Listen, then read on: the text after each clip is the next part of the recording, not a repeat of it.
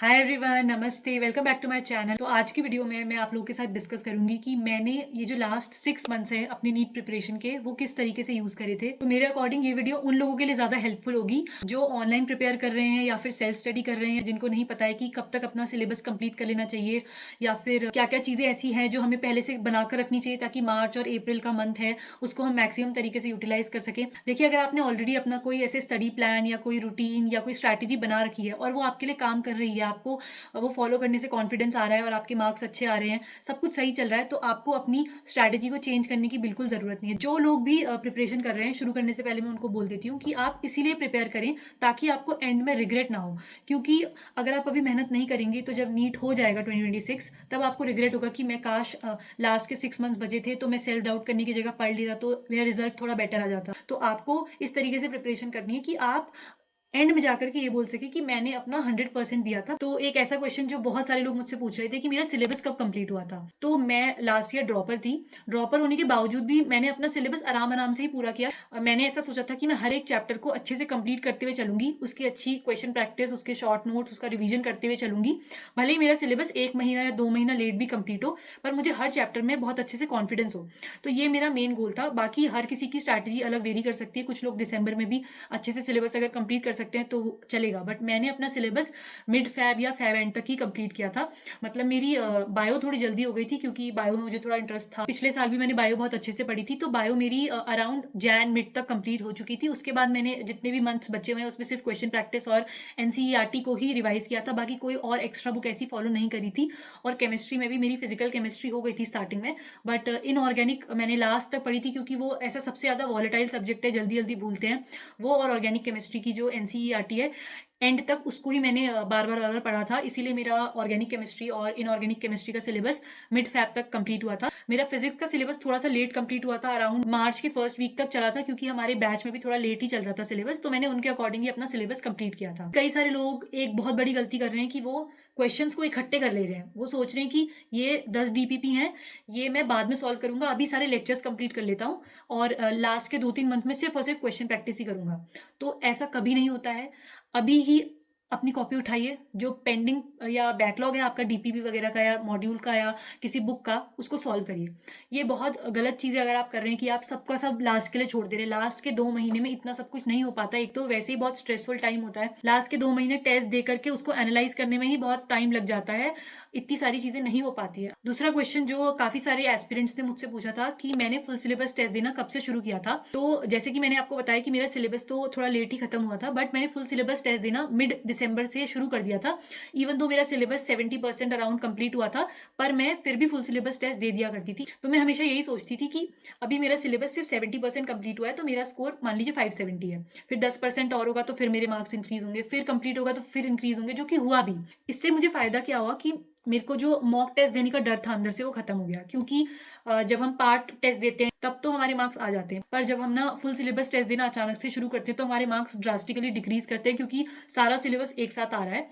तो कई सारे लोग डिमोटिवेट हो जाते हैं। तो मुझे ऐसा लगा कि अगर मैं एकदम से फैब में या मार्च में फुल सिलेबस टेस्ट दूंगी तो मैं शायद दोबारा से कॉन्फिडेंस गेन ना कर सकूं, क्योंकि कई सारे लोग क्या कर रहे हैं, अगर उनके मॉक टेस्ट में कम मार्क्स आ रहे हैं तो वो प्रिपेयर ही नहीं कर रहे, फिर अगला वो टेस्ट ही नहीं दे रहे हैं, तो वो बहुत ही गलत चीज़ है। आप खुद एक क्वेश्चन का आंसर करिए कि हम मॉक टेस्ट देते ही क्यों हैं।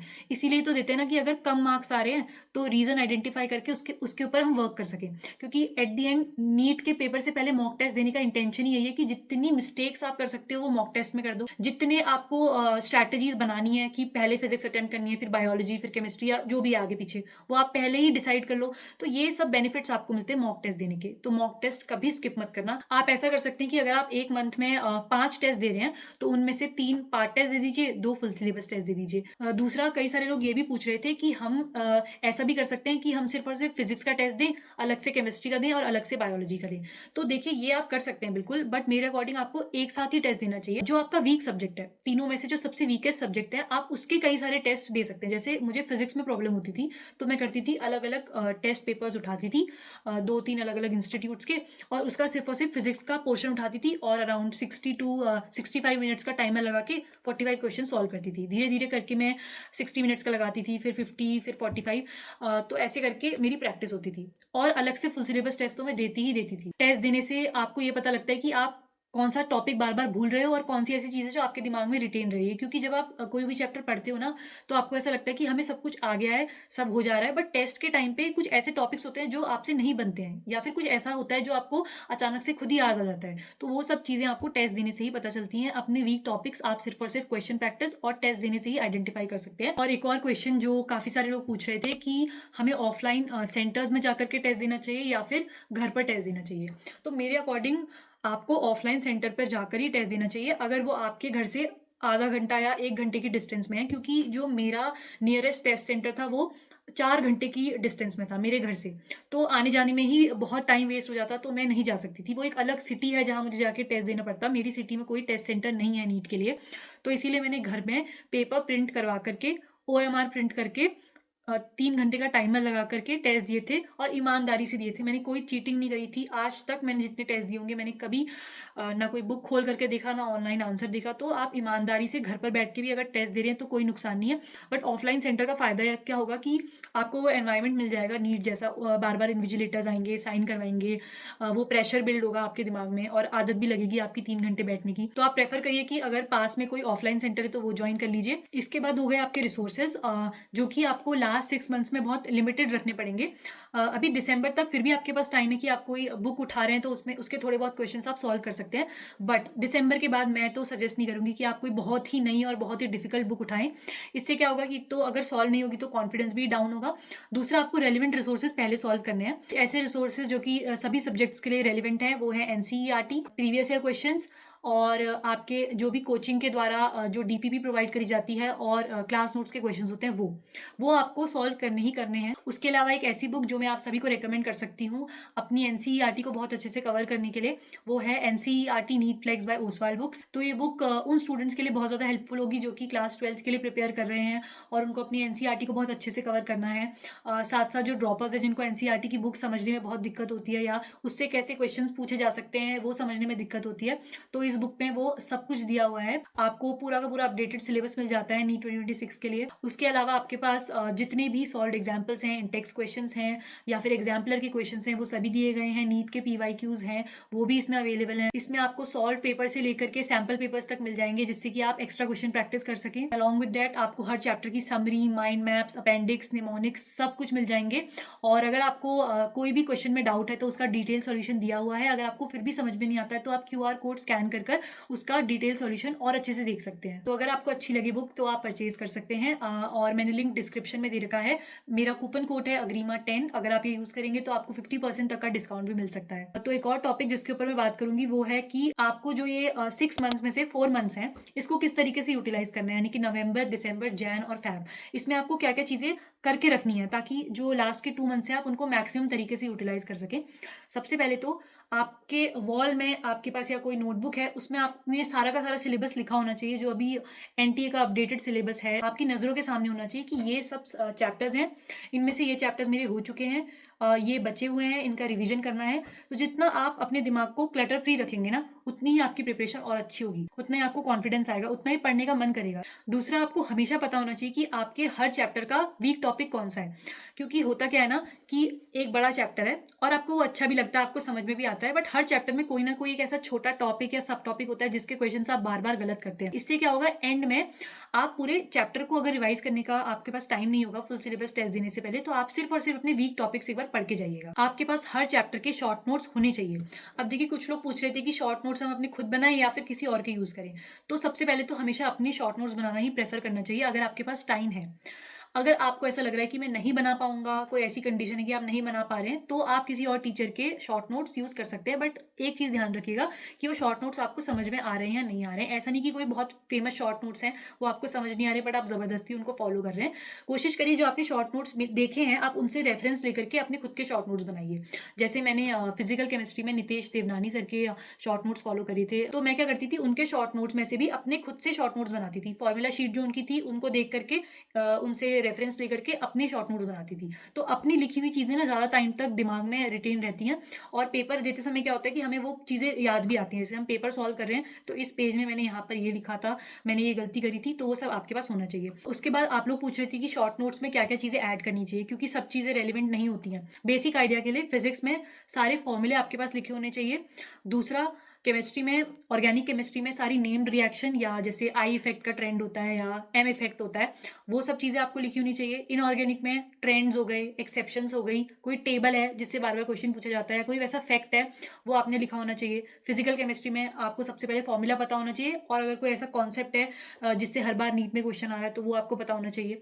बायो में जितने एग्जाम्पल्स हो गए, जितनी डेट्स हो गई, जितने साइंटिस्ट हो गए, यानी कि जो फैक्चुअल डेटा है या कोई ऐसा टॉपिक है जो आप बार बार भूलते हैं, ये सब चीज़ें आपके पास होंगी ना, तो देखेगा आपको एंड टाइम पे बहुत ज़्यादा रिलैक्स होंगे कि बस मुझे ये चीज़ें पढ़नी है और फिर टेस्ट देना है। तो नेक्स्ट बहुत ही कॉमन डाउट है कि क्वेश्चन सॉल्व नहीं हो रहे हैं।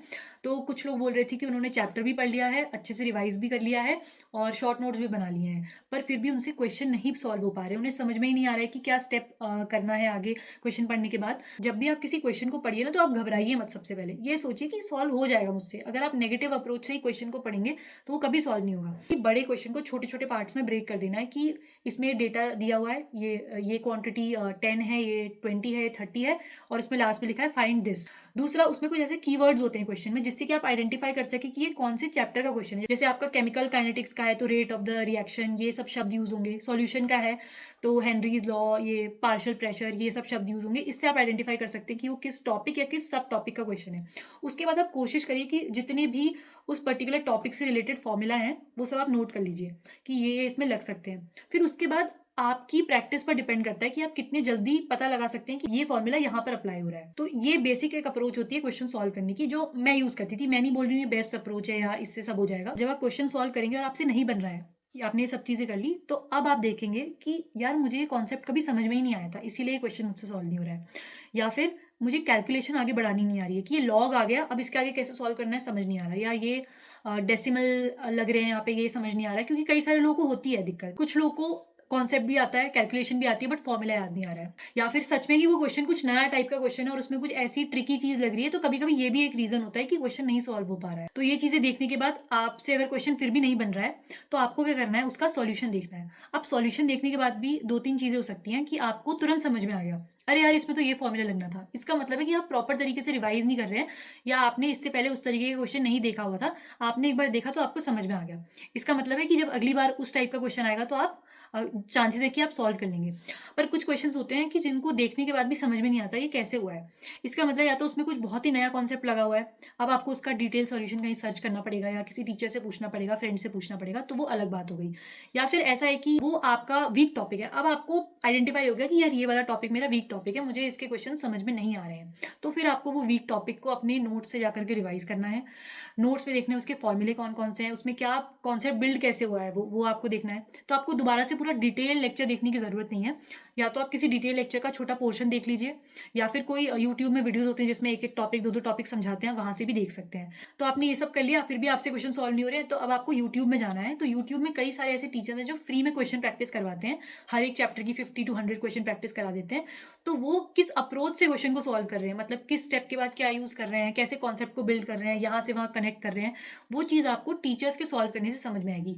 बट एक बात है कि आप इस पर पूरी तरीके से मत डिपेंड होइएगा, क्योंकि टीचर अगर क्वेश्चन सॉल्व कर रहे हैं तो इससे टीचर को फायदा हो रहा है। जब आप क्वेश्चन सॉल्व करेंगे तो आपको फायदा होगा। जब तक आप पेन और पेपर उठा करके खुद से नहीं मेहनत करेंगे, तब तक ये मत सोचिए कि दूसरे के सॉल्व करने से आपको भी आ गया। और एट दी एंड जिन लोगों को भी सेल्फ डाउट हो रहा है या डीमोटिवेशन हो रहा है, मैं उन लोगों को एक ही चीज़ बोलूंगी कि पढ़ाई करने से ही सिलेक्शन होता है। कोई ऐसी शॉर्ट ट्रिक नहीं है जो कि आपको कोई बता देगा। हाँ, ये हो सकता है कि किसी की स्ट्रैटेजी या किसी की ट्रिक्स या टिप्स से आपको हेल्प मिले, बट एट दी एंड पढ़ाई ही करनी होती है, क्वेश्चन ही प्रैक्टिस करने होते हैं, टेस्ट ही देने होते हैं, अपनी मिस्टेक्स को ही एनालाइज करना होता है।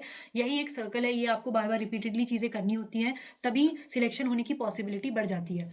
दूसरा कि जो आपने टाइम वेस्ट कर दिया है ना, लास्ट 4-5 मंथ्स जो भी है, उसके ऊपर अपना और टाइम वेस्ट बिल्कुल भी मत करना। जो आगे बचे हुए मंथ्स हैं ना, उनको आप कितने पॉजिटिवली लेते हैं या कितने अच्छे से उस मंथ को यूटिलाइज करते हैं, बाकी सब कुछ उस पर डिपेंड करता है। अगर मोमेंटम आपका लूज हो गया है तो कल से पढ़ाई शुरू करिए, या अगर आज आप ये वीडियो सुबह 10 बजे देख रहे हैं, शाम को 5 बजे देख रहे हैं, तो आप पढ़ना शुरू कर दीजिए बस। बाकी आई होप ये वीडियो बहुत ज़्यादा ज्ञान वाली वीडियो ना बन गई हो। मैं क्योंकि चाहती हूँ जेन्युइनली कि जो लोग सही में नीट क्रैक करना चाहते हैं और बस थोड़ा सा डीमोटिवेट हो गए हैं वो थोड़ा मोटिवेट हो जाएं और दोबारा से पढ़ना शुरू कर दें। कुछ ही टाइम की बात है, अपना 100% प्लीज़ दे दीजिए। बाकी अगर आपको कोई डाउट रहा होगा या कोई पॉइंट मैंने मिस कर दिया होगा तो उसके लिए आई एम रियली सॉरी। आप डाउट कमेंट सेक्शन में मुझसे पूछ सकते हैं, या फिर हर सैटरडे संडे मैं टेलीग्राम में डाउट डिस्कस करती हूँ, आप वहाँ पर भी अपना डाउट पूछ सकते हैं। और नेक्स्ट वीडियो के लिए भी प्लीज़ मुझे सजेशंस दे दीजिएगा। Thank you so much for watching. Bye.